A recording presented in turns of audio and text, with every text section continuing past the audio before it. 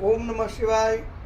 અત્રે આપ જે દર્શન કરી રહ્યા છો એ છે આપણા સુરત પાલ વિસ્તારમાંનું એકમાત્ર સ્ફટિક શિવલિંગ કે જે સ્ફટિક શિવલિંગના દર્શન માત્રથી દરેક મનોકામના પૂર્ણ થાય છે। શિવ મહાપુરાણ અનુસાર સ્ફટિક બાણલિંગેમ ચ સર્વેશા સર્વકામદમ, સ્ફટિક શિવલિંગ અને બાણ શિવલિંગની પૂજા કરવાથી દરેક મનોકામના પૂર્ણ થાય છે। જેમ આપણા શિવ મહાપુરાણ અનુસાર કોઈ શિવલિંગમાં કોઈ શિવાલયમાં બહેનોને પ્રવેશ હોય છે, કોઈ શિવાલયમાં પ્રવેશ નિષેધ હોય, કોઈ શિવલિંગને સ્પર્શ કરવું કે ન કરવું, આવા ઘણા બધા પ્રશ્નો હોય છે।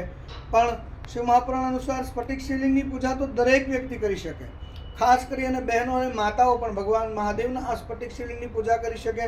સ્ફટિક શિવલિંગની પૂજા કરવાથી સૌભાગ્યની વૃદ્ધિ થાય છે। સ્ફટિક શિવલિંગની પૂજા કરવા માત્રથી દરેક મનોકામના પૂર્ણ થાય છે। સંસારમાં પરિવારમાં નાના મોટા કોઈ સંકટો હોય તો એમાંથી ભગવાન શિવની શિવલિંગની પૂજા કરવાથી મુક્તિ મળે છે। આ સુરત વિસ્તારનું એકમાત્ર એવું શિવલિંગ છે કે જે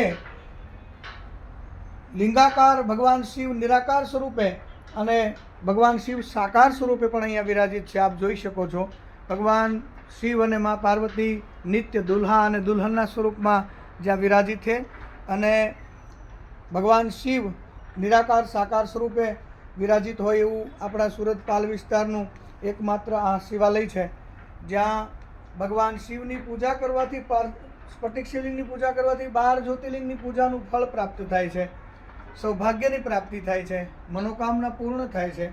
અને ભગવાન મહાદેવની લિંગ સ્વરૂપ પ્રાગટ્ય દિવસ જે હમણાં 16 ડિસેમ્બરના ભગવાન શિવ જે દિવસ લિંગ સ્વરૂપ પ્રગટ થયા એ આદ્રા નક્ષત્રનો અમારા આશ્રમમાં ધૂમધામથી ઉત્સવ મનાવવામાં આવશે।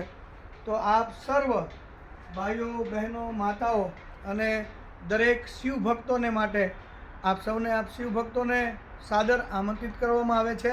આવો પધારો, આ શિવાલયમાં ભગવાન શિવના સાકાર નિરાકાર સ્વરૂપના દર્શન કરીએ અને આદ્રા નક્ષત્રના દિવસે ભગવાન શિવની કોઈ પણ પૂજા કરે તો દરેક મનોકામના એમની પૂર્ણ થાય છે।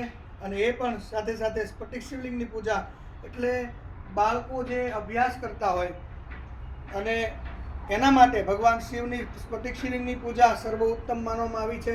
માતાઓ બહેનો માટે સ્ફટિક શિવલિંગની પૂજા સર્વ ઉત્તમ માનવામાં આવી છે। દરેક શિવલિંગોમાં સર્વથી ઉત્તમ એ સ્ફટિક શિવલિંગને માનવામાં આવે છે। તો આવો આપણે બધા દર્શન કરીએ, ભગવાન શિવનો આ પવિત્ર સાનિધ્યમાં આવી અને આપણે બધા પાવન થઈએ। જય મહાદેવ।